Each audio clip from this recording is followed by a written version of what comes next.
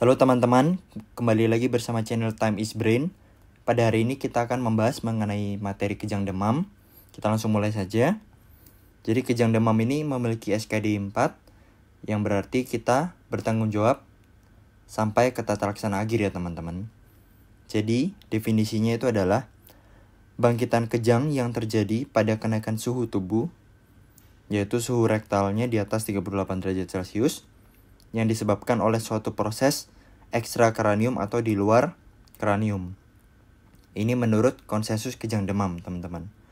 Lalu ada satu versi lagi, yaitu kejang yang terjadi pada anak setelah usia 1 bulan yang terkait dengan demam dan tidak disebabkan oleh infeksi dari sistem saraf pusat, tanpa ada riwayat kejang neonatal sebelumnya, atau kejang tidak terprovokasi sebelumnya, dan tidak memenuhi kriteria kejang simptomatik akut. Ini menurut Ilai ya teman-teman. Jadi etiologinya kejang demam ini ada apa saja? Nah, itu ada pertama infeksi ya teman-teman. Ini yang paling sering. Anak-anak biasanya infeksi flu ataupun yang lain-lain. Dan juga genetik. Untuk faktor resikonya sendiri, usia. Kejang demam ini paling umum pada usia 6 bulan sampai dengan 5 tahun. Karena masih tahap perkembangan. Lalu, riwayat keluarga. Lalu juga ada jenis kelamin, yaitu pada laki-laki akan sedikit lebih rentan daripada perempuan. Ini tapi masih belum diketahui penyebabnya. Lalu, faktor risiko lainnya adanya infeksi sebelumnya. Lalu juga ada paparan rokok. Nah, untuk patofisiologinya kita mulai dari patofisiologi demam terlebih dahulu ya teman-teman. Jadi, ketika ada infeksi, itu adalah pirogen eksogen ya teman-teman. Itu akan merangsang inflamasi dari tubuh kita sendiri.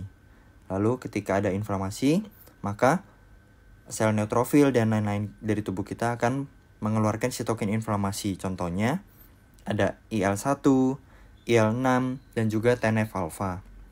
Dan sitokin inflamasi ini akan dideteksi oleh organ sirkumventrikular nih teman-teman. Atau yang biasa disingkat juga OVLT. Lalu, organ sirkumventrikular ini akan melepas asam arakidonat yang nantinya akan diubah oleh siklooksigenase 2, itu menjadi prostaglandin H2, yang nantinya akan diubah sebagai mediator demam, yaitu PGE2 ya teman-teman.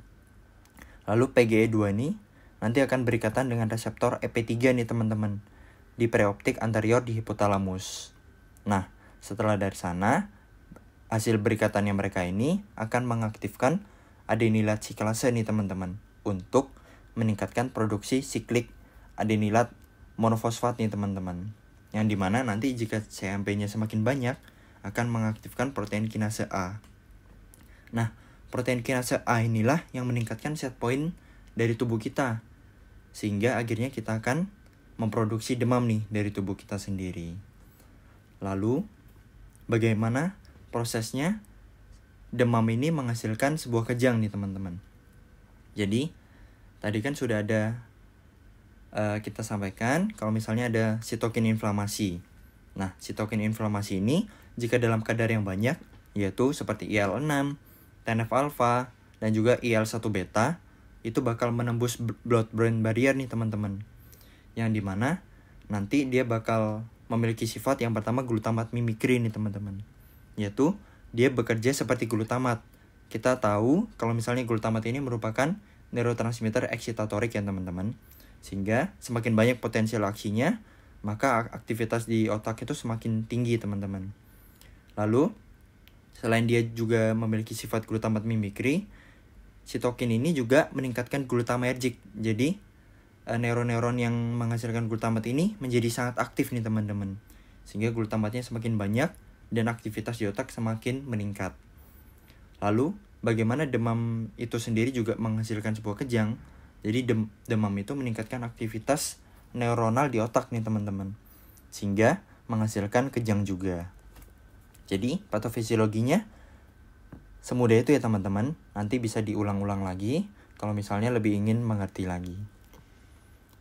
Lalu, mengapa sering terjadi pada anak-anak nih teman-teman kejang demam? Jadi, pada anak-anak itu, proses mielinasinya belum selesai nih. Karena mereka kan masih dalam tahap perkembangan. Sehingga, sering terjadi abnormal discharge nih teman-teman. Jadi adanya potensial aksi yang loncat-loncat, sehingga potensial aksi ini akan mengaktifkan neuron-neuron sehingga lebih mudah teraktivasi. Nah, itu yang menyebabkan salah satunya anak-anak menyebabkan kejang demam. Lalu, kanal ion dan neurotransmisinya masih belum matang nih, menyebabkan ambang batas atau threshold kejangnya pada anak itu lebih rendah nih daripada orang dewasa. Itu juga yang menyebabkan anak-anak lebih rentan terjadi kejang demam. Lalu ada klasifikasinya nih, ada simplex dan juga kompleks ya. Ini harus dipahami. Jadi, simplex itu batas waktunya biasanya kurang dari 15 menit. Lalu sedangkan kompleks itu biasanya lebih dari 15 menit.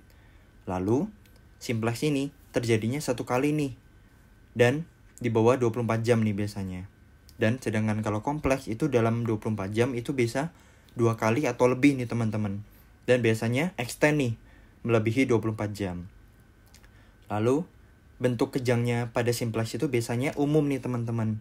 Jadi tidak ada vokal. Sedangkan kompleks ini biasanya bisa vokal lalu umum ataupun vokal saja nih teman-teman. Vokal itu apa sih? Jadi kejangnya itu hanya pada satu sisi tubuh nih. Misalnya hanya tangannya saja yang kelonjotan, atau tangan kirinya atau kakinya saja yang kelonjotan. Lalu dilanjutkan dengan kejang pada kedua sisi. Itu yang dinamakan dengan vokal ya teman-teman. Lalu pada simplex ini biasanya pulihnya ini dengan spontan. Sedangkan kompleks ini biasanya antar bangkitan. Kan tadi kan dia lebih dari sama dengan 2 kali dalam 24 jam. Nah, biasanya pasien ini tidak sadar antar bangkitannya nih teman-teman. Lalu diagnosisnya ini kita harus pastikan kalau kejang itu bersamaan dengan demam lebih dari 38 derajat Celcius ya teman-teman. Bisa vokal atau umum, itu kan berarti membedakan simplex dan kompleks ya teman-teman. Lalu kita juga harus pastikan tanpa ada tanda neurologi setelah dari kejang itu. Lalu kita bisa lakukan juga pemeriksaan fisik bertujuan untuk mencari sumber infeksinya untuk kita tata laksana dari infeksinya sendiri. Lalu untuk pemeriksaan penunjangnya ini bisa dilakukan tapi jarang ya teman-teman. Contohnya laboratorium, itu tidak rutin dilakukan, tapi dilakukan hanya untuk evaluasi sumber infeksi ataupun keadaan-keadaan yang lain. Mungkin seperti hipoglikemi atau dan lain-lain. Lalu ada fungsi lumbal, ini dianjurkan pada bayi kurang dari 18 bulan, terutama kurang dari 12 bulan. Fungsinya fungsi lumbal ini untuk merule out infeksi sistem saraf pusat nih teman-teman. Biasa paling sering itu meningitis ya teman-teman. Lalu ada juga elektroensefalografi. Ini tidak direkomendasikan karena tidak dapat memprediksi berulangnya kejang.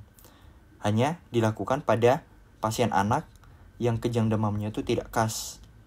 Bisa usianya itu udah lebih dari 6 tahun. Kan tadi kan batasnya 6 bulan sampai 5 tahun ya teman-teman. Ataupun kejang yang vokal. Lalu bisa juga dilakukan pencitraan, yaitu hanya saat indikasi seperti kelainan neurologik vokal menetap, ataupun ada paresis nervus 6, dan juga ada papiledema. Mungkin kita bisa lakukan pencitraan jika kita curiga mungkin ada tumor otak, ataupun hal-hal lain yang bersifat kompresi nih teman-teman. Lalu untuk tata laksana dari kejang demam sendiri, itu di rumah, ini kita bisa edukasikan pada orang tua ya. Kita berikan ini pada orang tua, jadi kita anjurkan orang tua agar jangan panik nih teman-teman. Ini yang paling penting karena biasa orang tua tuh cenderung panik. Lalu, longgarkan pakaian anak terutama di bagian leher agar pernafasan, jalur pernafasannya itu tetap intak ya teman-teman. Lalu posisikan anak terlentang dengan kepalanya menoleh ke kiri atau ke kanan dan bersihkan muntahan atau lendir nih teman-teman. Kenapa dilakukan agar kepalanya lebih miring? Dimiringkan kepala anaknya. Kenapa? Yaitu agar saat misalnya terjadi muntah itu tidak terjadi aspirasi ya teman-teman. Lalu jangan masukkan apapun ke dalam mulut. Nah ini ada mitos di masyarakat kalau misalnya kalau kejang kita harus diganjal dengan sendok ya teman-teman. Nah itu kurang tepat ya teman-teman, karena pada anak-anak ini giginya juga masih masa pertumbuhan. Jadi jika dilakukan sumpalan atau ganjal dengan sendok, itu justru membuat gigi anak bisa saja patah. Dan jika patah, maka bisa masuk ke jaluran pernafasan nih. Nah, itu menimbulkan masalah yang baru ya teman-teman. Lalu, kita juga anjurkan untuk ukur suhunya, observasi, dan catat lama dan bentuk kejangnya. Jika ada 2 orang, 1 orang boleh merekam sambil menelpon ambulans ataupun persiapan ke rumah sakit nih teman-teman. Dan satunya yang menangani kejangnya. Lalu, apa yang bisa dilakukan oleh orang tua nih pemberian obatnya? Yaitu diazepam perektal ya teman-teman. Dosisnya 5 mg untuk anak dengan berat badan di bawah 10 kg dan 10 mg untuk anak dengan berat badannya yang di atas sama dengan 10 kg ya teman-teman.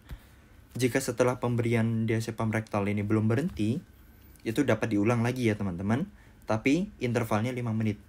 Jadi, jika pemberian diazepam yang pertama 5 menit masih kejang lagi, itu baru kita berikan diazepam rektal yang kedua.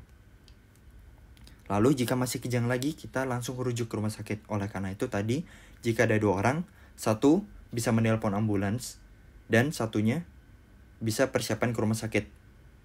Jika sudah pemberian dosis diazepam yang kedua, itu masih kejang lagi ya teman-teman. Lalu di rumah sakit, nah ini kompetensi kita ya teman-teman. Setelah 2 kali pemberian diazepam rektal dan masih berlanjut, segera bawa ke rumah sakit. Dosisnya itu, diazepam IV-nya itu 0,3 sampai dengan 0,5 mg per kilo dengan kecepatan 1-2 mg per menit, maksimal 20 mg ya teman-teman.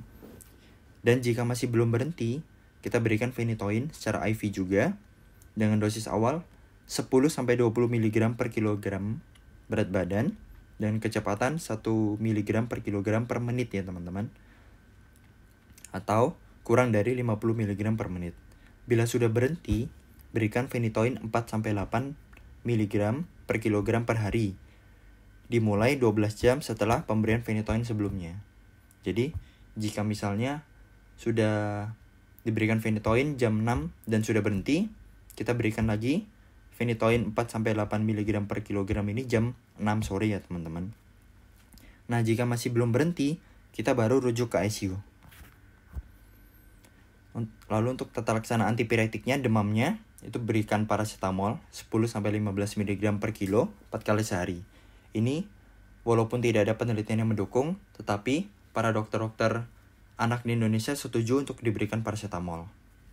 Lalu rumatan, ini ada indikasinya ya teman-teman. Kita harus pahami, yaitu indikasi yang pertama ada kejang di atas 15 menit. Lalu adanya kelainan neurologi sebelum ataupun sesudah kejang. Lalu ada kejang vokal. Lalu juga ada kejang lebih dari 2 kali atau sama dengan 2 kali dalam 24 jam. Atau kejang demam terjadi pada bayi kurang dari 12 bulan. Atau juga kejang demamnya terjadi lebih dari sama dengan 4 kali per tahun ya teman-teman. Lalu untuk drug of choice-nya atau pilihan obatnya itu apa saja? Itu ada asam valproat 15-40 mg per kilogram per hari dalam 2-3 dosis. Lalu bisa juga phenobarbital 3-4 mg per kilogram per hari dalam 1-2 dosis. Nah, untuk phenobarbital ini tapi sayangnya ada efek sampingnya nih teman-teman. Jadi, phenobarbital ini jika diberikan setiap hari dapat menimbulkan gangguan perilaku dan kesulitan belajar pada 50% kasus nih teman-teman. Jadi, drug of choice yang utama itu asam valproat ya teman-teman. Diberikan selama 1 tahun dan harus bebas kejang dan tapering off selama 1-2 bulan nih teman-teman. Untuk pemberhentian dari rumatan sendiri. Lalu kita harus edukasikan kepada orang tua bahwa prognosisnya ini baik. Beritahukan juga cara penanganan kejang yang tadi. Beritahukan juga mungkin kejang terjadi kembali setelah pulang dari rumah sakit. Lalu, obat rumatan ini efektif dalam mencegah berulang, tetapi ada efek sampingnya. Nah, oleh karena itu tadi kita anjurkan kalau misalnya rumatannya itu kita berikan yang asam valproat ya teman-teman. Lalu juga edukasikan pada orang tua bahwa ada faktor risiko berulangnya kejang demam. Ini jika ada riwayat kejang demam keluarga, usianya kurang dari 12 bulan, suhunya rendah saat kejang, cepatnya kejang setelah onset demam, Ini jika ada ini, kita beritahukan bahwa anak bapak atau anak ibu berisiko untuk berulang nih kejang demamnya. Lalu ada juga faktor risiko menjadi epilepsi, yaitu yang pertama, adanya kelainan neurologis atau perkembangan jelas sebelum kejang pertama. Lalu, kejang demam yang kompleks dan juga riwayat epilepsi keluarga. Dan juga sama ya teman-teman, jika ada faktor risiko ini kita sampaikan kepada orang tua bahwa anaknya berkemungkinan untuk menjadi epilepsi ini teman-teman. Lalu prognosisnya ini nih yang kita harus tekankan pada orang tua. Kemungkinan kecacatannya itu tidak pernah dilaporkan ya teman-teman. Jadi jika orang tuanya tanya, "Dok, mungkin tidak anak saya ini cacat setelah kejang ini?" Atau biasa disebut juga STEP ya teman-teman. Itu tidak ya Bu ya. Karena dari penelitian kemungkinan kecacatan itu tidak pernah dilaporkan. Lalu ada juga gangguan mental, itu tetap normal ya. Jika pasien awalnya normal nih teman-teman. Habis itu, apakah kemungkinan ada kelainan neurologis? Mungkin ada, tetapi biasanya terjadi hanya pada kejang yang berulang ataupun kejang yang lama nih teman-teman. Lalu, apakah bisa meninggal? Dok, itu tidak pernah dilaporkan ya. Lalu untuk prognosisnya berarti harapan hidupnya, kehidupannya itu bonam, baik. Habis itu fungsi sehari-harinya itu juga bonam, baik. Sanasionamnya atau sembuh itu juga baik. Lalu ini daftar pustakanya yang saya pakai di dalam presentasi kali ini. Sampai jumpa di pembahasan video berikutnya.